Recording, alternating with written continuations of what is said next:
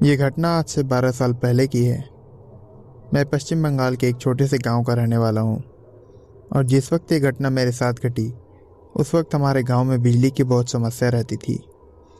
रात में अक्सर लाइट चली जाती थी और फिर मैं और मेरे दोस्त घरों से बाहर निकल के जमावड़ा लगाते थे। एक बार ऐसे ही रात के करीब 9 बजे लाइट चली गई, जिसके बाद मैं और मेरे दोस्त घरों से बाहर थोड़ी दूर मौजूद एक इमली के पेड़ के पास जमा हो गए। उस समय हल्की ठंड भी थी, इसलिए हमने उस पेड़ के नीचे आग जला ली और फिर हम सभी आग को घेर के बैठ के बातें करने लगे। उस समय हम वहाँ 6 लोग थे। धीरे धीरे जब आग तेज हुई तो मेरा ध्यान उस पेड़ के ऊपर गया। पेड़ को देख के ऐसा लग रहा था जैसे कोई पेड़ पे बैठा हो, पर उस वक्त मुझे लगा शायद वो पत्तियां होंगी।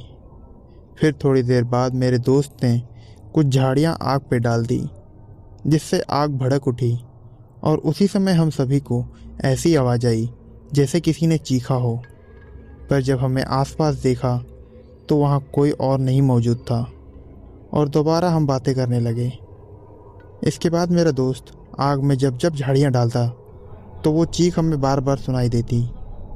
जब रात काफ़ी हो गई और लाइट भी नहीं आई तो हम आग बुझने का इंतज़ार करने लगे। जब आग लगभग बुझी गई थी तब मेरा ध्यान दोबारा उसी पेड़ पर गया। मैंने देखा कोई भयानक सी चीज़ उस पेड़ से उतर रही थी, जिसे देख के मेरे शरीर में सिहरन दौड़ गई और तब मुझे समझ में आया कि वो आवाज़ किस चीज़ की थी और मैं उस पेड़ की ओर देखते हुए चीख पड़ा। जब मेरे दोस्तों ने उस पेड़ की ओर देखा तो वो भी बहुत डर गए और फिर हम सभी वहाँ से भाग गए। उस रात उस आग के कारण हमारी जान बच गई, क्योंकि वो चीज़ आग के कारण ही हमारे पास नहीं आ रही थी और जब आग लगभग बुझ गई थी तभी वो चीज़ पेड़ से उतर रही थी। तो आपको ये स्टोरी कैसी लगी कमेंट्स में ज़रूर बताएं, और अगर आपके पास भी कोई रियल स्टोरी है तो आप हमें हमारे व्हाट्सएप ग्रुप या ईमेल पे भेज सकते हैं, जिसका लिंक डिस्क्रिप्शन में है। और मेरे चैनल को सब्सक्राइब करके बेल आइकन को दबाएं।